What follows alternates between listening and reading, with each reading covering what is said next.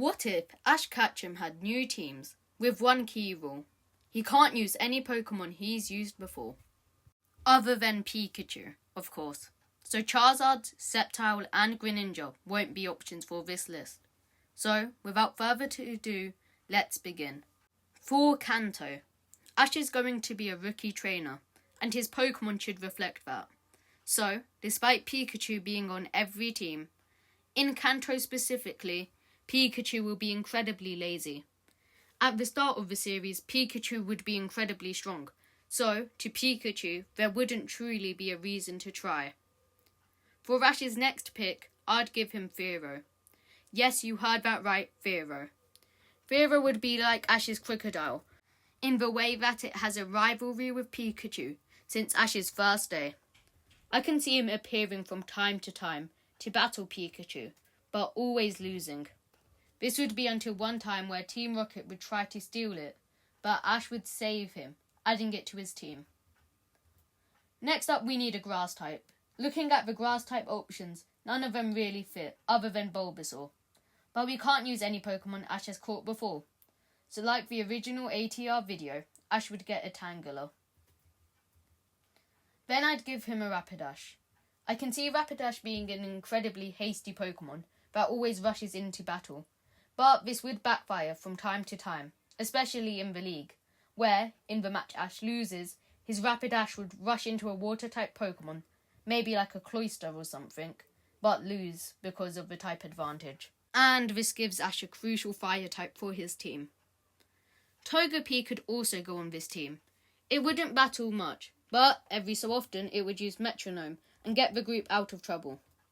As for the last pick, for the Water-type of the team, I would choose a disobedient Gyarados. I could see Ash buying it on the SSN, but being disappointed when it can't battle. I would see it evolving against Blaine, but, like Charizard, it wouldn't obey Ash. Also, I know most people would give Ash a Psyduck. However, I think it's far more interesting giving Ash a power he can't control, rather than a power he can't access.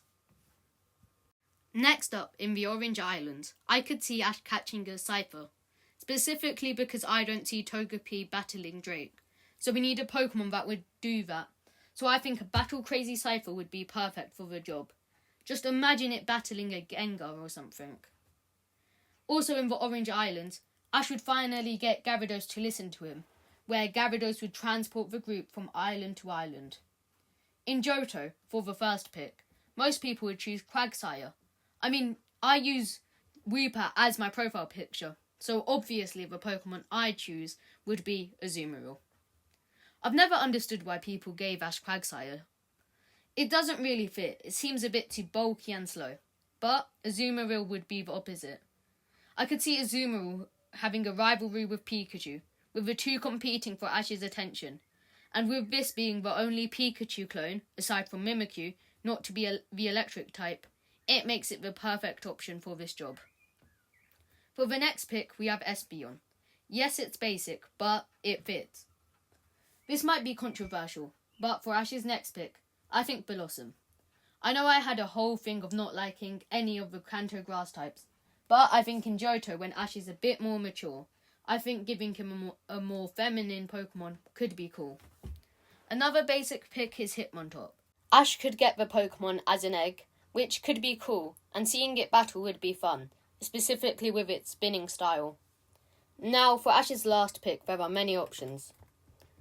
While a fire, water, grass core is usually expected, do you see Ash using a Makago? If so, you're lying. The next pick that most people would choose is Larvitar, or maybe Tyranitar. But I think giving Ash a pseudo-legendary that late is a bit stupid. I mean, we saw what that did to Gible. So, in order to represent the new dark type, I've decided Sneasel would be the perfect fit for Ash. Its fighting style is similar to Pikachu, in the fact it's fast and hits hard. It's also an ice type, which might seem random, but I think it could play a vital role in Ash's battle versus Claire. I also think that Sneasel could evolve in Diamond and Pearl, or maybe Journeys. That goes for any other Pokemon that has a later gen evolution, like Cypher.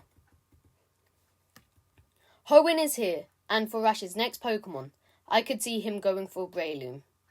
I could imagine Shroomish just being an angry boy, and when it evolves into a Breloom, it would use its stretchy hands to pull off pranks and stuff.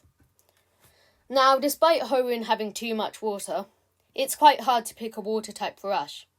And before anyone will yell at me in the comments to pick Swampert, I think that Swampert fits Wally a lot more, as in my version of Hoenn, Wally's story would be reflected by Mudkip, while Ash would be like Pikachu. Wally starts off weak and weak to Ash, but in the end he fully evolves and becomes strong against Ash, which would really help Ash's arrogance problem. But that gives me more problems now. So what Pokemon will I pick? Well, after careful consideration, the Pokemon I chose isn't even a water type. It's Armaldo. I feel like all of the other water types don't really fit Ash, aside from Swampert or Crawdaunt. Armaldo could be an important Pokemon in the Team Magma versus Team Aqua feud, as it's a rock-type Pokemon that has aquatic properties. Next up we have Grumpig. In the original anime, there was a reoccurring Spoink, and I think that it was a missed opportunity to have Ash catch it. Next up we have a basic pick in Flygon. I know it's basic, but I think it makes quite a lot of sense.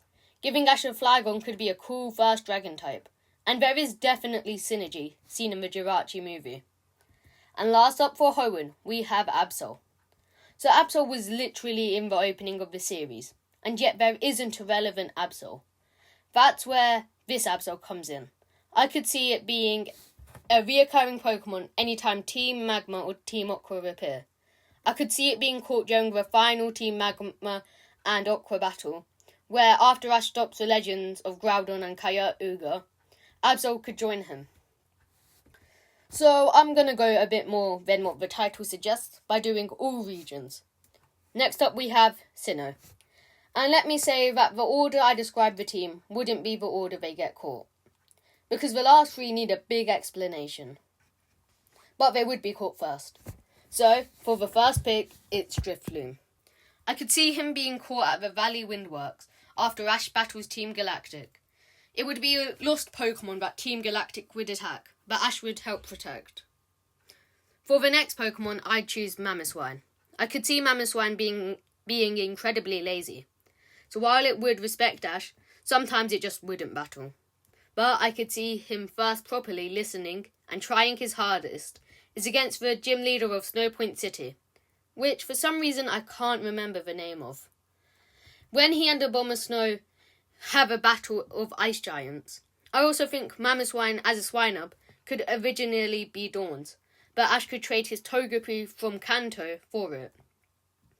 And I think there could be setup of Togepi not liking battles much, and Togepi would like contests. So Dawn and Ash would trade Pokemon. Also, Togepi's not playing ping pong. So for these next two, their explanations are the same. So next up we have Bibarel and Cherrim. Before you click off the video, the whole point of these two Pokemon is that they're weak, which would make them perfect Pokemon to beat Pool. Pool is all about brute force and talking about how certain Pokemon are stronger than others, while Bibarel and Cherrim are quite weak Pokemon, so Ash using them to beat Pool would be awesome for development. Now, for Ash's last pick, we have Gallade. Starting off, I know Gallade isn't weak in the same way the last two are. I mean, he's literally Lucian's ace. But I could see him having a really interesting story. Starting off, in Sinnoh, Ash was a lot more mature than in Hoenn, so I could see him using the evolution line of the Pokemon that beat him in the last league. But that's not all. I think the way we make Gallade weak is by not having any psychic powers. I could see Paul having a Volt's Egg he'd win at a tournament, but after it hatches, when it couldn't use any psychic types attacks, he'd release it. Ash would take him in and work with Gallade. Also, I could see Gallade's only psychic type attack being Psycho Cut, specifically when it battles Flint's Infernape, which, while small, would help show why Ash's style works. Also, for the Pool match, I could see Pool having specific counters for Pikachu, Drifblim and Abomasnow, which would give Pool a 3 Pokemon lead rather than the weird 2 Pokemon debt he had in the original anime. but the trio of Barbarrel, Cherrim and Gallade would help Ash get the win. Now for Unova. The first pick is Mandibuzz. I could see Mandibuzz as a Lullaby being picked on by a Braviary, and no one would help her because they'd think Braviary is a noble Pokemon. But Ash being Ash would help Lullaby. For the grass pick, I've chosen Maractus. I could see Maractus being an aerial battler in a sense, so even though they don't have feet, they would be able to move around. Plus, this would make Maractus less forgettable. For the fire pick, it's basic, Darmanitan.